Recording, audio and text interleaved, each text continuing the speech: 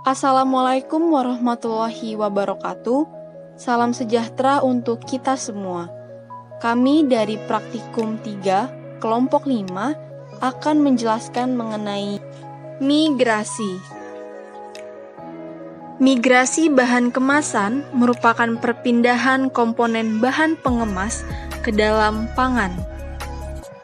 Migrasi terbagi menjadi dua macam, yaitu migrasi total dan migrasi spesifik. Migrasi total merupakan total massa yang bermigrasi dari kemasan ke dalam makanan atau simulan pada kondisi tertentu.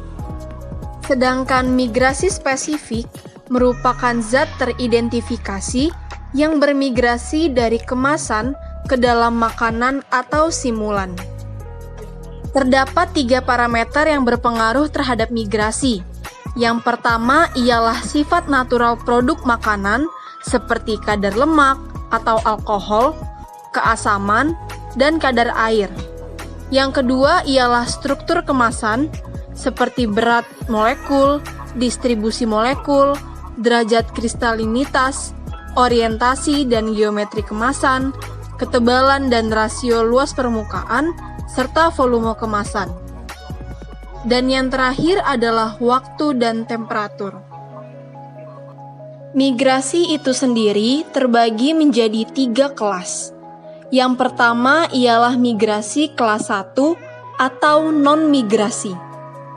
Yang kedua ialah migrasi kelas 2 atau independen migrasi.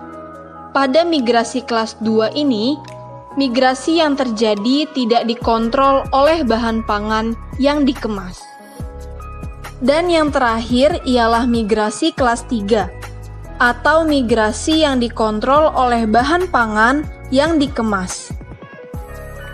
Tujuan dilakukannya uji migrasi ialah untuk meyakinkan keamanan makanan dan melindungi konsumen dari bahan-bahan berbahaya yang mungkin berpindah dari kemasan ke dalam makanan yang dikemas. Pada uji migrasi ini, kami menggunakan 2 jenis plastik, yaitu PET, polyethylene terephthalate, untuk wadah air dan minyak goreng, dan HDPE, high density polyethylene, untuk wadah cuka.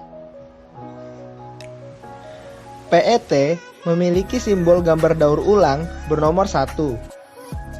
Plastik berbahan PET hanya sekali pakai dan tidak disarankan berulang, karena dapat mengakibatkan lapisan polimer meleleh dan mengeluarkan zat karsinogenik. Adapun sifat-sifat dari plastik PET, yaitu jernih, kuat, tahan pelarut, kedap gas dan air, melunak pada suhu 80 derajat Celcius. HDPE memiliki simbol daur ulang dengan nomor 2. HDPE mampu mencegah reaksi kimia dengan makanan dan minuman yang dikemasnya. HDPE sering didaur ulang dan dianggap salah satu plastik paling aman. Adapun sifat-sifat dari HDPE, yaitu mudah diwarnai, buram, melunak pada suhu 75 derajat Celcius, ketahanan yang bagus terhadap bahan kimia, dan tahan kelembaban.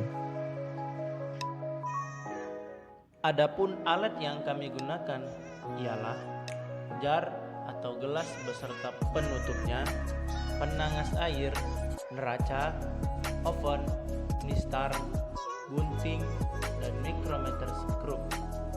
Sedangkan bahan yang digunakan ialah 95% alkohol dalam air destilasa, dan asam asetat 3%.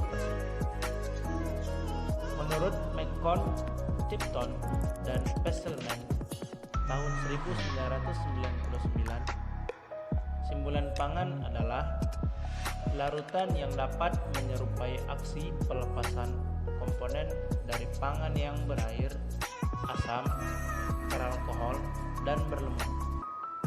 Simulan pangan digunakan sebagai pengganti pangan pada uji migrasi kemasan. 95% alkohol dalam air cocok digunakan untuk menguji kemasan yang produknya berbasis minyak. Air destilata cocok untuk kemasan produk berbasis air, misalnya kemasan air mineral, serta asam asetat 3% untuk kemasan berbasis asam seperti botol cuka.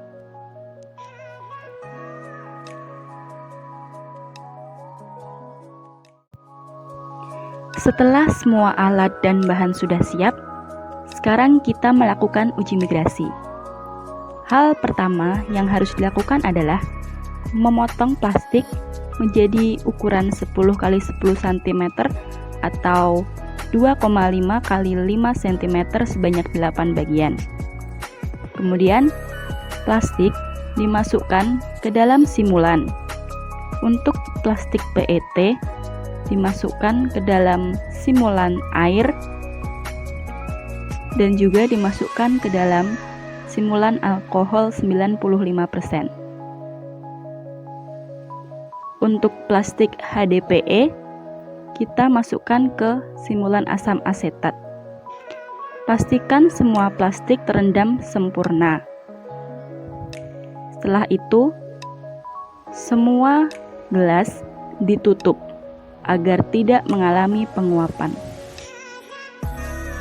Karena kemasan produk yang diuji memiliki waktu simpan aktual lebih dari 24 jam dan suhu simpan aktualnya adalah suhu ruang, maka uji migrasi ini dilakukan selama 10 hari pada suhu 40 derajat Celcius.